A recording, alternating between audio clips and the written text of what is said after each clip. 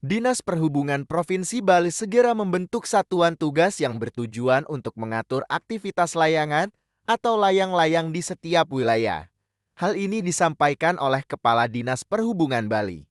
Samsi menjelaskan bahwa tantangan utama dalam mengatur aktivitas layang-layang adalah kewenangan yang dipegang oleh pemerintah pusat bukan daerah. Samsi menyatakan bahwa perlu ada revisi peraturan daerah untuk menyelaraskan pengaturan. Satgas yang akan dibentuk ini bertujuan untuk mengurangi kemungkinan kecelakaan akibat layang-layang serta mengurangi pelanggaran. Menurut Samsi, layang-layang merupakan bagian dari tradisi Bali yang harus dikelola dengan baik. Samsi menyebutkan bahwa Dishub Bali akan mengusulkan revisi Perda Nomor 9 Tahun 2000 yang saat ini hanya mengatur kawasan bandara.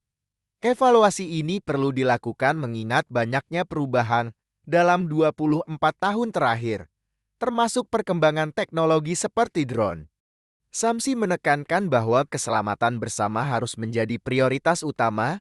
Dalam pengaturan ini, pemerintah daerah akan menyampaikan hasil evaluasi dan usulan kepada pemerintah pusat. Dengan langkah ini, diharapkan keamanan dan keselamatan udara di Bali bisa lebih terjamin dan melestarikan tradisi layang-layang yang menjadi bagian budaya masyarakat Bali.